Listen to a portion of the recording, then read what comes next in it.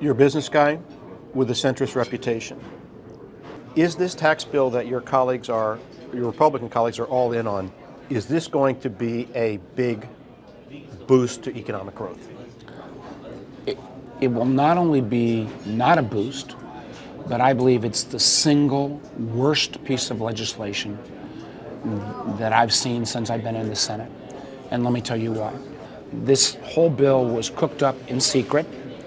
Folks like me who spent years being interested in this subject were not invited into the room. And because it's been done in secret, I believe tax lawyers and accountants will spend a decade finding some of the loopholes and problems, particularly in the pass-through area and in some of the corporate tax reform.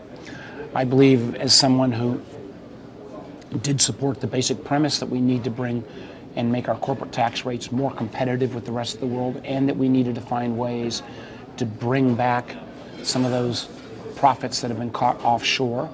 I believe because they didn't have the test of time and the test of public review, I think they messed up some of that. I think for example, they've allowed companies to still place their intellectual property in a low tax or no tax haven, build their factory in a country like Germany, average their taxes across the two, and end up potentially not paying any American taxes at all. I believe as well that history has shown, and Alan Greenspan is not someone I always cite, but Chairman Greenspan has shown that if you have close to a full economy, where we have right now with virtually full employment, and you do a massive tax cut with all borrowed money, that you don't see any of the growth projections that they've called upon. And is why economists from left to right have said we're not going to see the growth numbers that the Republicans themselves have cooked up. So what we're seeing now is a nation where we've already built up $20 trillion in debt, and that has been built up by both political parties over the last 70 years. Again, both sides bear some burden. But now on top of that, you add another $2 trillion plus. If interest rates simply go up 1%, you're going to see $160 billion a year of additional debt payments right off the top before we pay for a dime in the military or a dollar of Social Security. For every tax dollar you send to Washington, only about 7 cents is spent on education, infrastructure, and research and development. Now, I've been a business guy longer than I've been a politician. Any business that spends 7% of its revenues on its workforce, plant and equipment, and staying ahead of the competition, which for a government is education, infrastructure, and R&D, that is not a business plan that I'd invest in. And I noticed that you, like other Democrats, have used on Twitter the moniker tax scam for this bill. Independent analysis has echoed a lot of the criticisms that you've talked about. So, since your Republican colleagues are friends of yours, why are they doing it? Do they sincerely believe in this bill, or are there other reasons for it? I think there are a number that believe, as kind of an article of faith, that tax cuts will provide growth if you bring more profits to a business. And I believe they would be right if this was a period of high unemployment. I think history has shown high unemployment, you give a tax cut, you get a burst. What I find so disheartening is, we're looking the last 5 or 6 quarters at record high corporate tax profits. We've not seen that translate into investments in American factories or American workers. But just to go back, fundamentally, you think they believe in this bill. You don't think it's for donors or for there is a mix. Partisan gain? I think there is a rush to get this done before Christmas, purely driven by a Trump request. I think many of them know that if they had built this on a bipartisan basis, if they'd allowed a little more time and a little more sunshine into the process, they would have a better product. For example,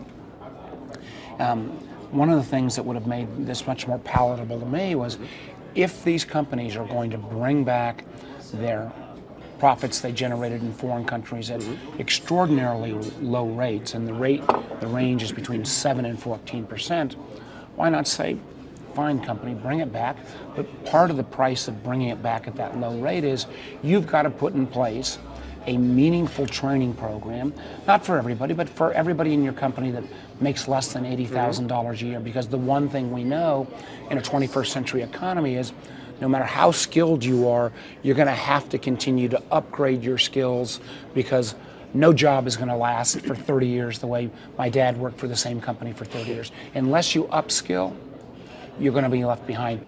You talked about the rush to do this at Trump's request before Christmas. As you recall, after Scott Brown was elected in 2010, your colleague Jim Webb stood up and said, stop health care until Scott Brown becomes a senator. Do you have any reason to expect that any of your Republican colleagues now, or Mitch McConnell, the leader who echoed those same calls then, are going to stand up and do that? Alabama ought to have their newly elected representative, Doug Jones, weigh in on this tax policy that's going to affect the country for the next decade. But you don't think anybody's going to do that? Listen, I'm not holding my breath. But listen, nobody would love to be more surprised than to see Leader McConnell say, hey, we're going to take a time out, let this bill have a little more public exposure, wait for Mr. Jones to be seated, and then vote on this legislation. Do you think Chuck Schumer would do precisely the same thing that McConnell's doing if the roles were reversed? I would hope he would do something different. I would hope that I would have also the courage to call him out.